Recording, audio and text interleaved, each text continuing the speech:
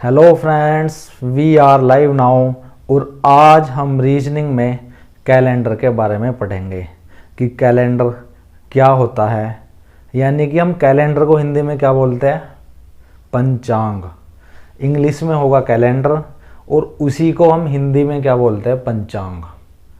तो कैलेंडर में यानी कि हमारे सामने ये क्वेश्चन है कि कैलेंडर कैसे बना, कैलेंडर का निर्माण कैसे हुआ, वर्ष में 365 दिन ही क्यों होते हैं और फरवरी का महीना 28 या 29 दिन का क्यों होता है।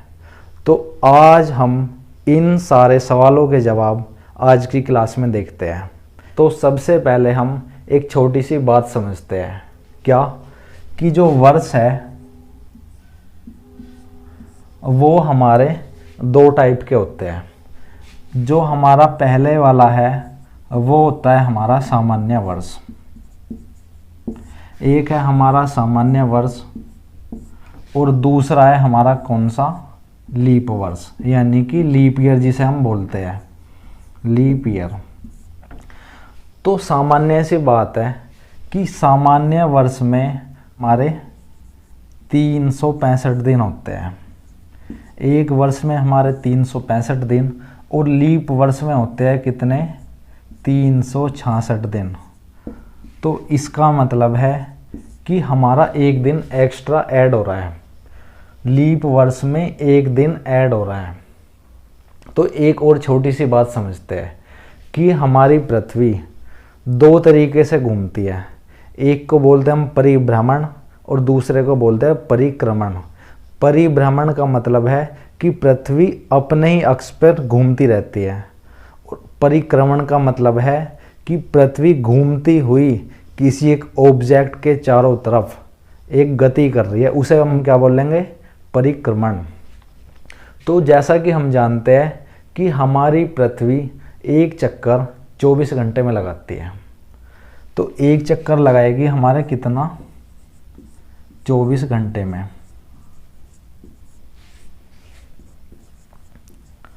और एक वर्ष में कितने दिन होते हैं? 365। तो ये एक सामान्य डेटा है जो हमें पता होता है, लेकिन कुछ डेटा ऐसा भी है जो हमें पता नहीं है। उसी डेटा से एक क्वेश्चन बनता है कि जी लीप ईयर में एक दिन एक्स्ट्रा क्यों हो रहा है। तो एग्जैक्ट क्या है कि 365 दिन में एक वर्ष कंप्लीट नहीं होता। एक वर्ष में कितने दिन होंगे? 365 दिन, 5 घंटे और 48 मिनट में हमारी पृथ्वी अपना एक पूरा चक्कर कंप्लीट करती है। 365 दिन, 5 घंटे और 48 मिनट। अब हम इसी को क्या लिखते हैं? 365 दिन और 6 घंटे। हमने एक एवरेज लगा लिया। अब इस 6 घंटे को हम ऐड नहीं करते, सिर्फ बताते हैं कि एक वर्ष में 365 दिन है। तो ये 6 घंटे एक वर्ष के, दूसरे वर्ष के 6 घंटे, तीसरे वर्ष के 6 घंटे, और जो उसके बाद ईयर आएगा यानी कि चौथा साल, उसमें ये 6 घंटे 6 गुणा 4 बराबर 24 घंटे। तो 4 साल में अगर हम देखें तो हमारे पूरे 24 घंटे ऐड होते हैं और उन 24 घंटे को एक दिन बनाकर हम ऐड कर देते हैं, 366 दिन। और जिस दिन ये सारे घंटे ऐड हो जाते हैं उस दिन को हम क्या बोलते हैं? लीप ईयर, यानी कि लीप वर्ष। तो हमें पता चला कि सामान्य वर्ष क्या होता है और लीप वर्ष क्या होता है। तो अब हमारे सामने दूसरा क्वेश्चन क्या आता है कि फरवरी में, इस फरवरी में 28 दिन क्यों होते हैं? हमारी फरवरी में 28 दिन क्यों होते हैं और लीप ईयर में ये दिन 28 से बढ़कर 29 क्यों हो जाते हैं? तो ये फरवरी में 29 दिन क्यों हो जाते हैं?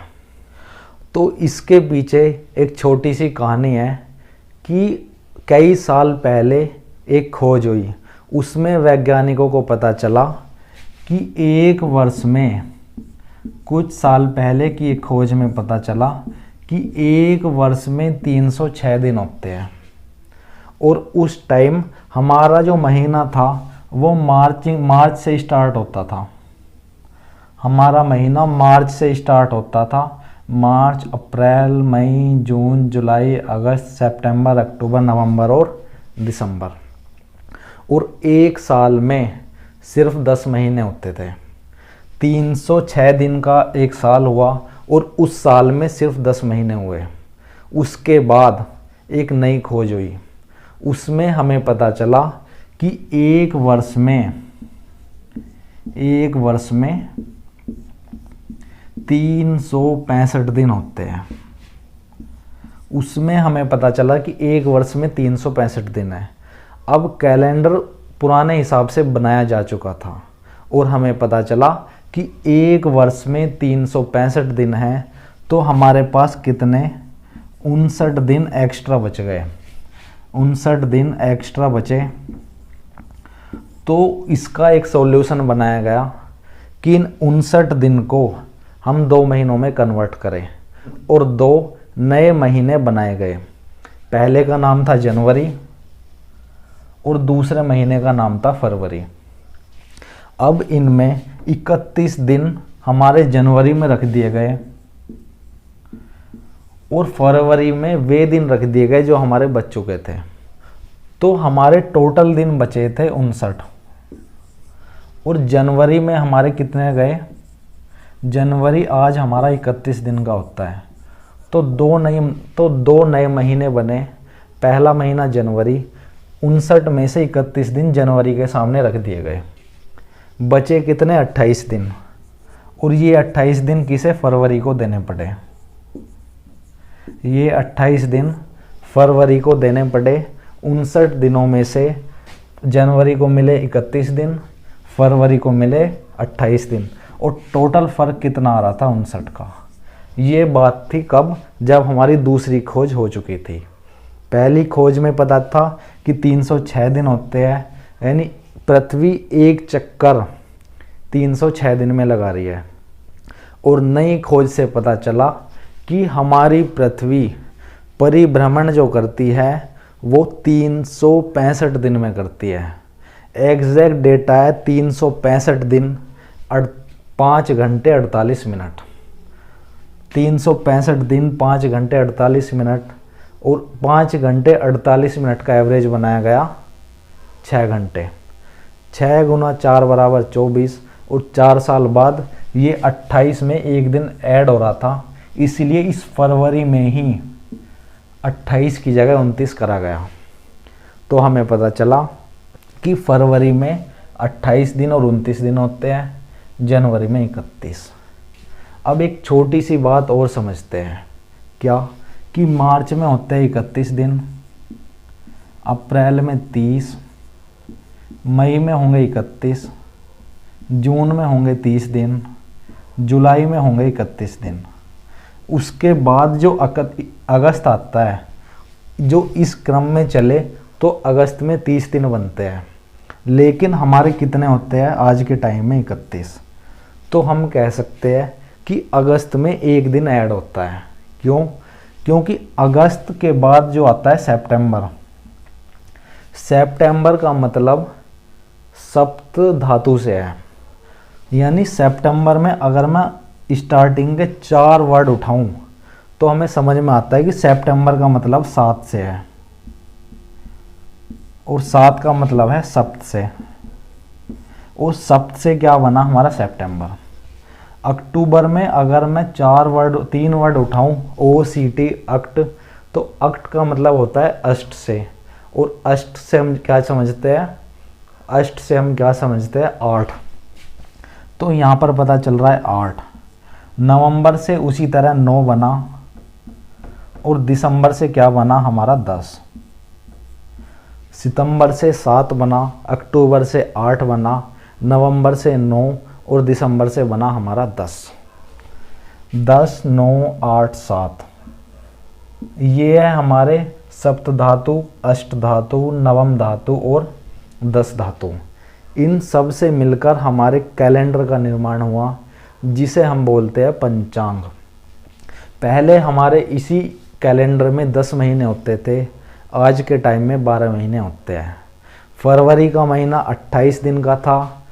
पहले फरवरी और जनवरी का महीना था ही नहीं, उसके बाद आया तो बचे हुए दिनों को पहले जनवरी और उसके बाद फरवरी में एडजस्ट कर दिया गया। मार्च, अप्रैल, मई, जून, स्टार्टिंग में सबसे पहला जो हमारा 10 साल का कैलेंडर था वो मार्च से स्टार्ट होता था, और आज के टाइम में जनवरी से स्टार्ट होता है।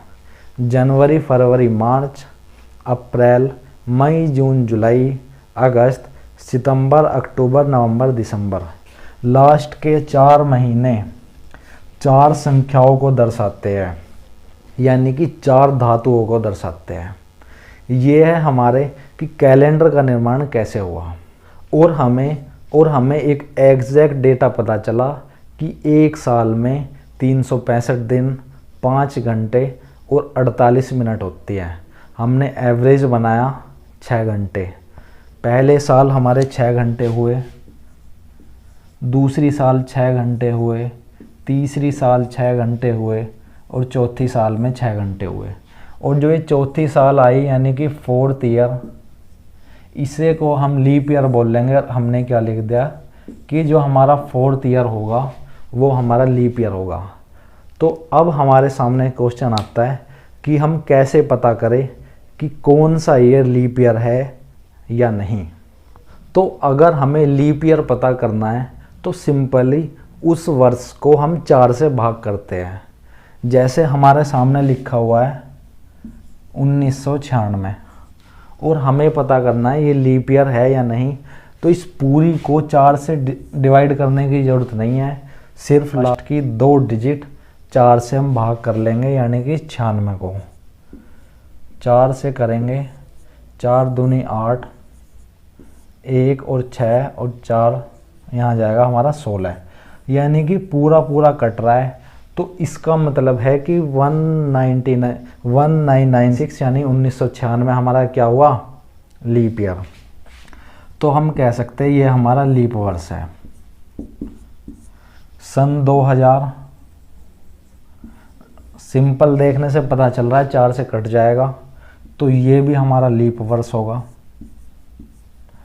और जो संख्या 4 से ना कटे वो हमारा लीप वर्ष नहीं होता, उसे हम बोलते हैं सामान्य वर्ष। तो हमें पता चला कि सामान्य वर्ष क्या होता है और लीप वर्ष क्या होता है। अब एक छोटी सी बात और समझते हैं कि हम एक 20 का टेबल लिख लेते हैं।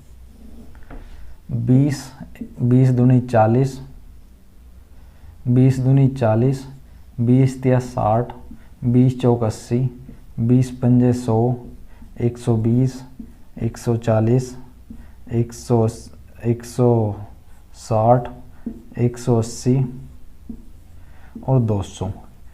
तो हम कह सकते हैं कि 20 का कंप्लीट टेबल लीप ईयर होता है।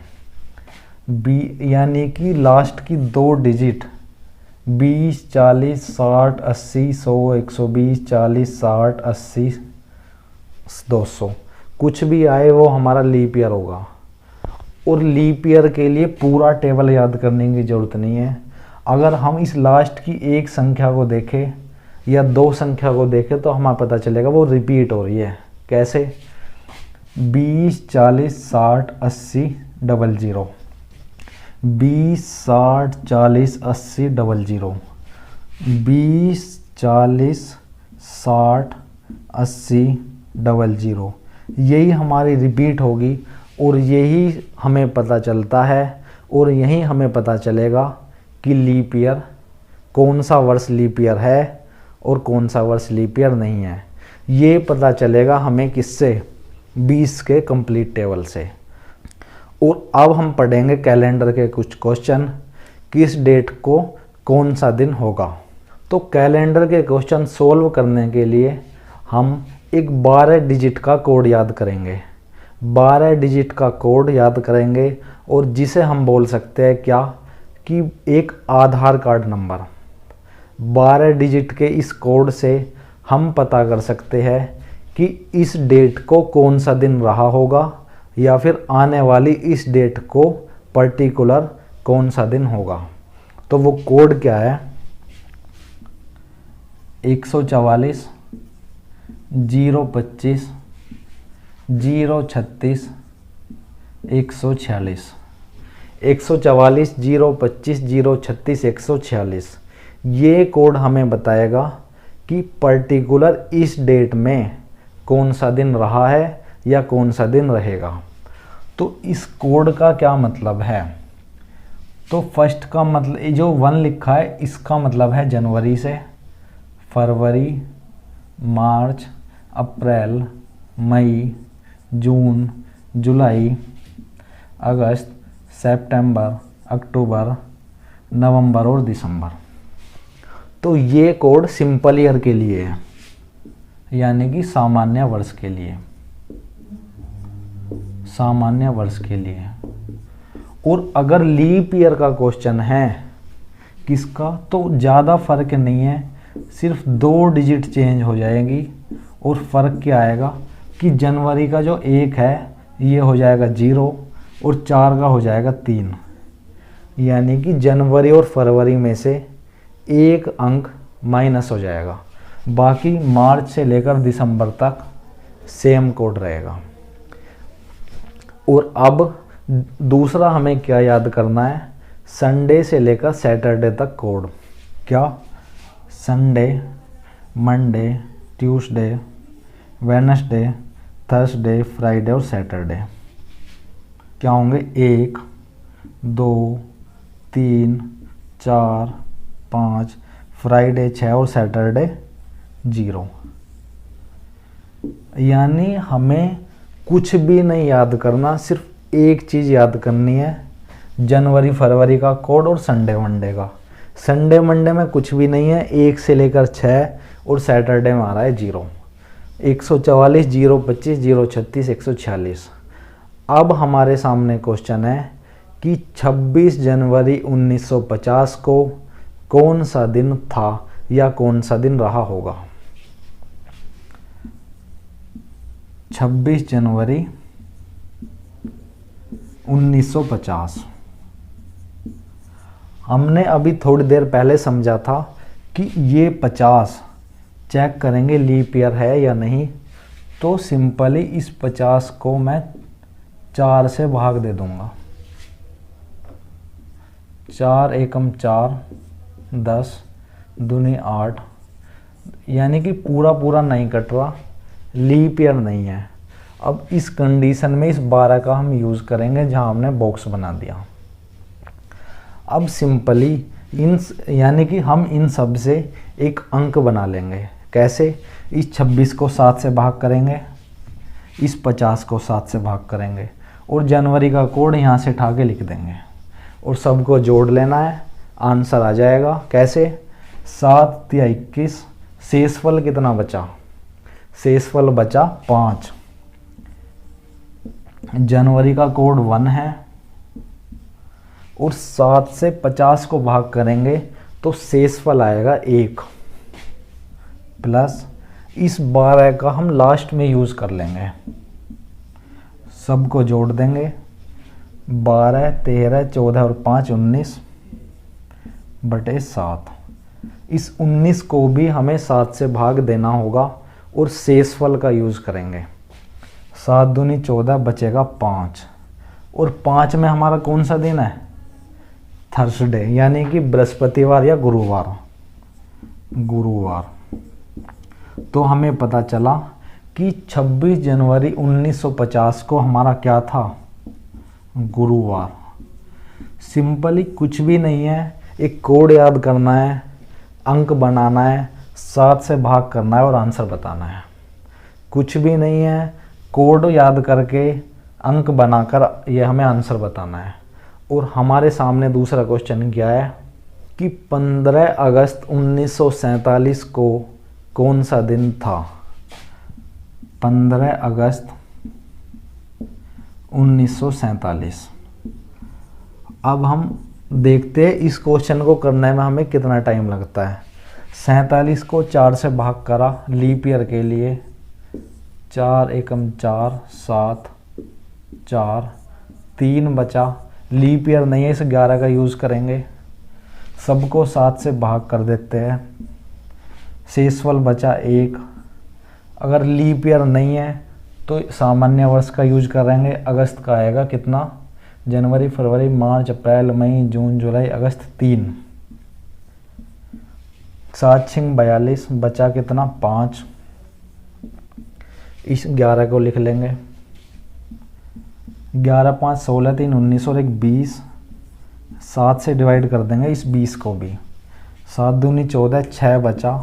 और 6 को हमारा क्या आ रहा है, फ्राइडे यानी कि शुक्रवार। शुक्रवार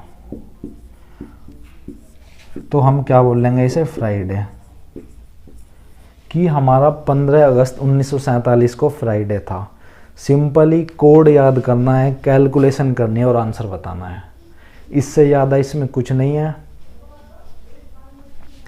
तो फ्रेंड्स, अगर आपको हमारी क्लास अच्छी लगी हो तो आप हमारे इस चैनल को सब्सक्राइब करें और लाइक करें।